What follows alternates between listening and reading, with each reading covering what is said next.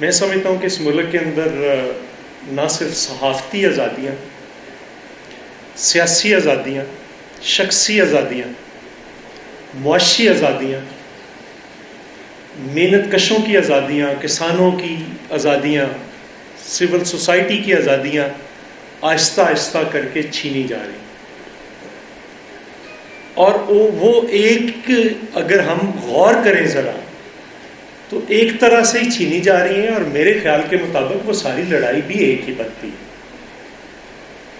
اب اگر ہم یہ کہیں کہ کوئی ایک لڑائی ہم اکیلے جیت لیں گے تو ایسا ہوگا نہیں۔ ایک تو اس واقعے کی بھرپور مذمت کرتے ہیں، دوسرا میں سمجھتا ہوں کہ یہ جو چارٹر آف ڈیمانڈ ہے یہ آپ نے بہت اچھا کیا، لیکن اس پہ ایک اور ڈیمانڈ شامل کریں، ایک پارلیمنٹری اور صحافتی اوور سائٹ کمیٹی کا پرماننٹ ایک آپ بیچ میں شامل کریں، چونکہ آپ بہت لمبی لڑائی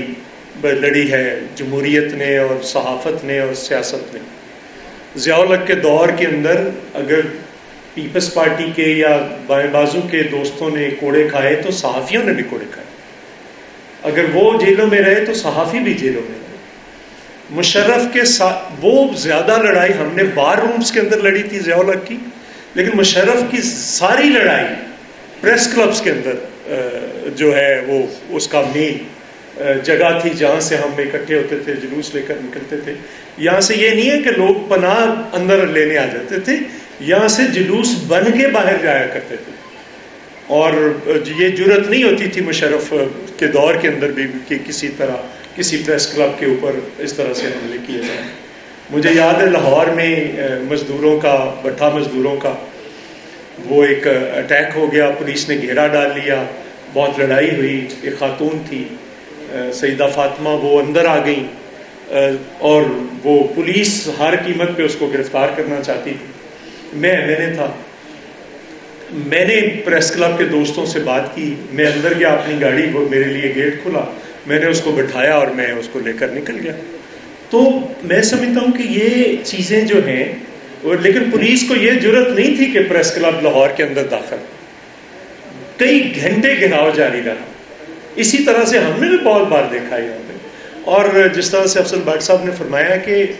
جن کی کوئی آواز نہیں، کوئی کسی جگہ پہ نہیں سنتا، وہ پریس کلب میں آتے ہیں، زیادہ تر محنت کش آتے ہیں۔ تو آپ نے ہمیشہ محنت کشوں کو ویلکم کیا ہے، اور میں بطور پیپلز لیبر بیورو کے انچارج کے پاکستان کے تمام محنت کشوں کی جانب سے آپ کے ساتھ نہ صرف اظہار یکجہتی کرتا ہوں، اگر جب بھی آپ بلائیں گے،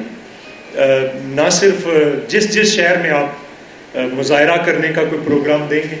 تو محنت کشوں کی تمام تنظیمیں مزدوروں کی آپ کے ساتھ، آپ کے شانہ بشانہ کھڑی ہوں گی، کیونکہ آپ نے بھی کبھی محنت کشوں کا ساتھ نہیں چھوڑا۔ تو میں سمجھتا ہوں کہ اس کو ٹوٹیلٹی میں دیکھنے کی ضرورت ہے، اور اس کا علاج بھی اگر کوئی انسیڈنٹ ہوا ہے تو ایک ٹوٹیلٹی میں اس کا حل بھی نکالنے کی کوشش کرنی چاہیے۔ بہت شکریہ۔